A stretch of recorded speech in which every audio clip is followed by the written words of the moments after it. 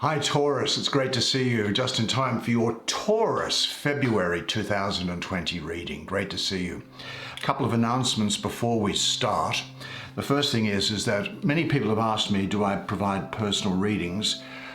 I do have a very large client base, as you'd expect, but now I'm setting some time aside from some other work that I've been doing to focus on the YouTube audience and to give you an opportunity. So if you are interested in me, my email address is in the description below, and no obligation, just drop me a note and find out what might be appropriate for you. The other thing that I was going to say is that because of all the extra readings I'm doing and the scheduling that I need to make in relation to my activities, I'll be publishing videos usually in the first week of the month from now on. So the first week of February should see the videos for March and so on. The other thing is that many people have asked me, what is that artwork which is behind me? So a quick look at it is here.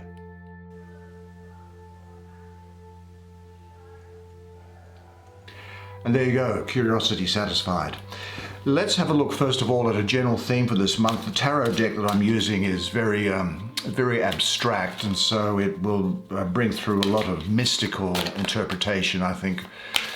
And so I'm going to provide a general theme for the month to start with for you, which is relaxation. The other thing I'm going to do is I'm going to take some quite analytic and incisive playing cards, given the esoteric nature of the tarot that we'll be doing. And they are as follows. The King of Spades. Well, there's a bunch coming out here. The Jack of Clubs, and what is this one? It's the Queen. Three court cards. The King of Spades, the Jack of Clubs, and the Queen of Hearts. Well, I'll tell you what they have to have in store for you at the end of the tarot reading. Now, let's get some cards underway, shall we? It's good to see you. Welcome back to all my returning viewers. I do appreciate your loyalty, and to my subscribers in particular. Hope you're having a good new year. I think it's going to be a good year for you, Taurus. If you haven't seen the yearly reading, just go into my playlist and have a look at your yearly reading. Let's see what there is first. The Mediatrix. Major Arcana number 14, the Mediatrix. Gee, that's a lovely painting. This deck apparently took, there's Trial. Major Arcana also. This deck apparently took the artist something like 25 years to complete. And she has done great work in providing it. I think you'll enjoy it. I certainly do. Gee, I'd frame the cards even as they are. I'm sort of hesitant to use them. That's the five of feathers, the 7 of flames. What's this? The 7 and the 8 of flames. Okay, as usual, come and sit down next to me and let's get into all of these cards together. All right, my beloved Taurus, now let's have a look to see the overarching theme for you for this month is that of relaxation. I think there's going to be some time where you at first need to look inside yourself, maybe fix up some things that have gone wrong, maybe a period where you think, oh, I'm worried about what the future might hold, I'm fearful about a couple of things. What this is saying is just relax, settle down, don't worry, dismiss those thoughts that you can't move ahead and do and achieve what you reasonably want, because the Spirit is behind you to do so. So that is the overarching theme, I think, for you. You may have a different interpretation of it for you, but that is definitely what is coming through for me. Now, let's have a look here. We've got a couple of Major Arcana, Trial and Mediatrix. This is I'll do them in order, so we can see what we have to say. Here is the card of Trial, very much associated with Neptune and water for me. The spirit of the mighty waters. Trial. What images am I getting up from here? A child is born of the sun and the moon, and so it hangs, head down, the cord uncut, a mighty shaking at the roots. Evolutionary history is being looked at. Fire burns up passions and desire. Water cleanses and heals. Feeling without echo. Answers arise out of the very depths of your being. Surrendering. Surrendering is what I'm having here. Well, I think what we're looking at is something here where there might be new perspectives for you. Really new perspectives coming to play. I think these new perspectives are that you've been thinking about something. I think that this is an opportunity for you to maybe achieve some sort of a redemption in what it is that you have been involved in. There's the opportunity to redeem yourself from a situation that's turned sour, and you have the opportunity to put things right, which is about bringing light into darkness. And this card implies, because of its watery nature, I think, and the planet Neptune, which is a very watery planet, that the emotions are like water and should flow. And you can have redemption or repair of a situation that is related to an emotional event or any transgressions that you may have made. Certainly, I think now is the time to lose any emotional ties to guilt from past events, because what this card and this energy is bringing to you is release from guilt, release from feeling bad about those things. It may be that you need to give up something lesser for something which is more, and that's almost like an investment, I suppose, isn't it? Have this thought in mind. I value breaking ineffective old patterns. I trust and have deep faith in the essence of who I am. I surrender to the higher path and God's will. I let go and realize, follow, and accept the will of the divine in my life, which reveals itself to me step by step. And in the process of you doing that, let's have a look at this card here. Now, see, there's no coincidences when it comes to this sort of thing. Gee, here we have a beautiful piece of art, don't we? This is gorgeous, this card here. A lot of Sagittarius energy associated with this card for me, so you may well have something to do with a Sagittarius at this time.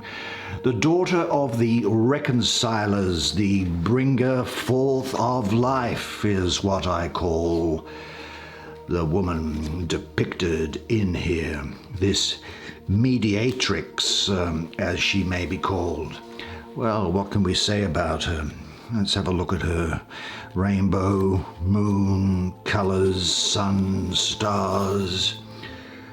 Well, I'd say this, that you are like fire and water, the cosmic mixer, mediating between personal and super-personal realms. A rainbow body is yours, changing the 7 poisons into the 7 wisdoms. Cleansed, you stand between death and the devil, representing the knowledge of measuring and timing. You are the vessel and content, the ever-changing flow of life's force. Well, I think what we can also say about this, let's bring her up so that she has something easier to look at for you here.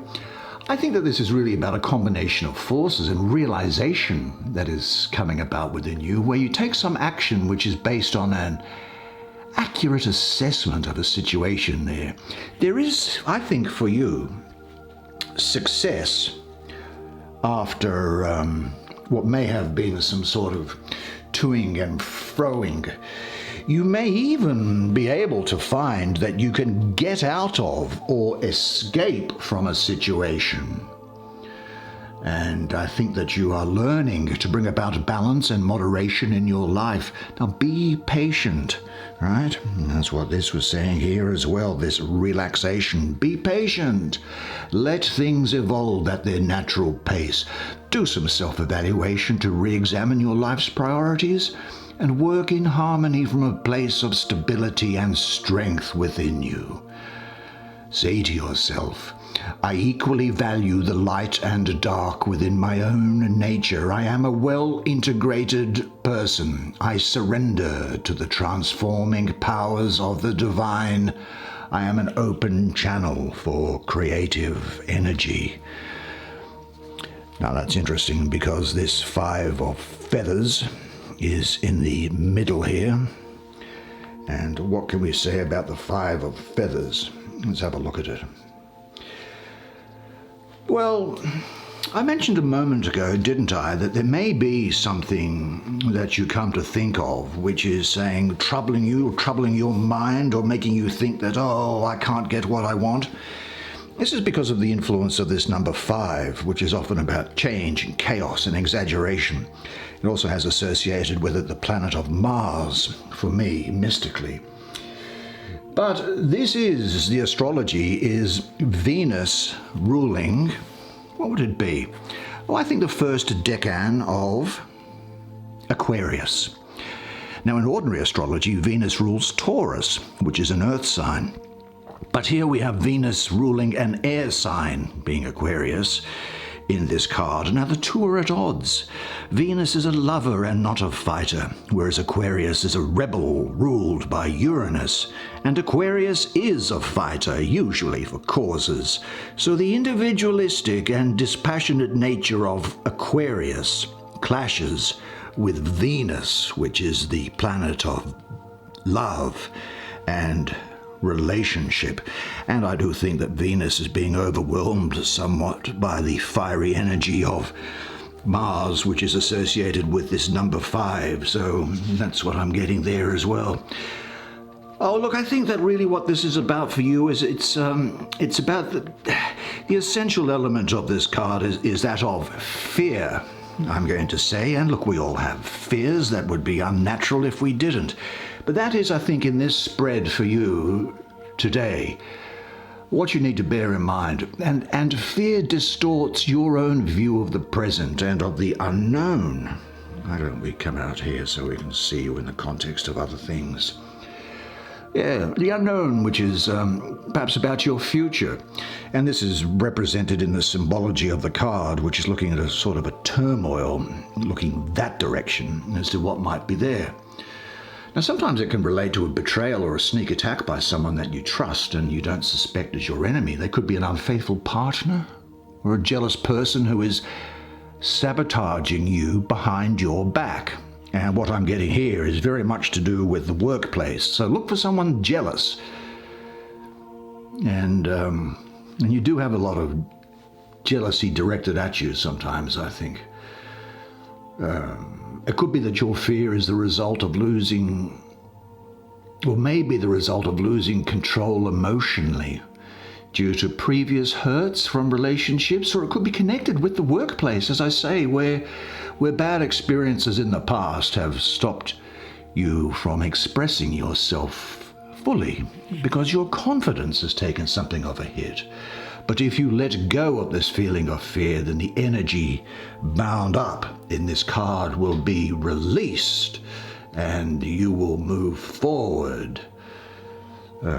Although swords, feathers in this card is usually associated with the mind, because of the presence of Venus in the card for me, these fears can sometimes come through into the emotional stage, I feel. But this is something that you're going to just be aware of it, and it's something that you are going to overcome. Now here we have the 7 and the 8 of flames.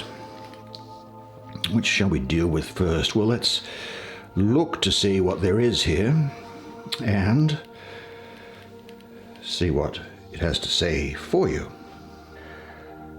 One of the first things that I'll say about this card and the energy which is coming up to me in this, for this Seven of Flames, is that this is all for you about the fire of action. So this fear that you had, I think, is something which is going to start to be overcome, because this is talking about the courage for you to express yourself and accepting responsibility for your own feelings and emotions, but not assuming responsibility for others.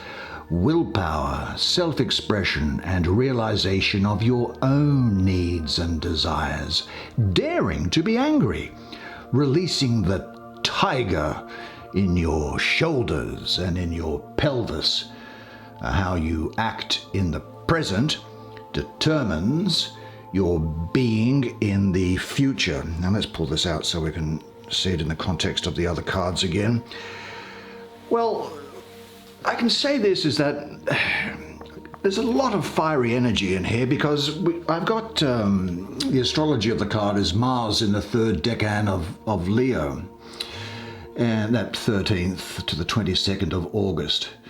But the energy of the card is that this far down away from the ace is that the fire can sometimes be a little bit weakened. And the other thing is this, that with the number 7 being the Seven of Flames, for me mystically, the energy is diluted further, because the 7 for me is associated with the planet of Venus, the very feminine planet of Venus. So that Mars coming into the equation there in a fire sign like Leo, Venus kind of dampens it down a little bit. So it may be, and this could be this fear that you had, is that you kind of feel as if you're fighting a losing battle, or that it's only your courage which is keeping you going. Maybe you feel that you haven't been dealt the best hand. Let's have a look at it closer so you can have a look at it while we're talking. Maybe you feel that, as I say, that you haven't been dealt the best hand, and but I can tell you that there are things going on in the background which you're not even aware of, which are helping you.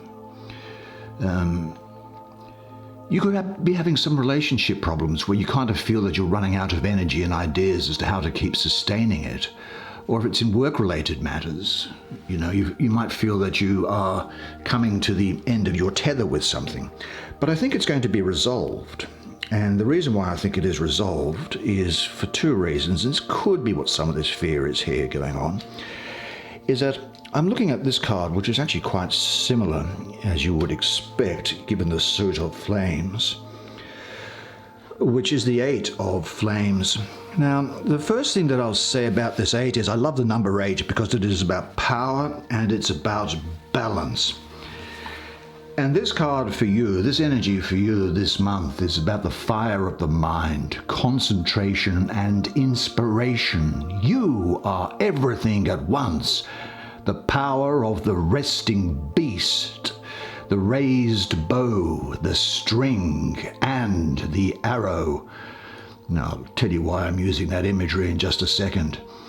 Gather all your mental faculties, concentrate and focus like you would do while pulling back the string of a bow. The mind becomes one with the target.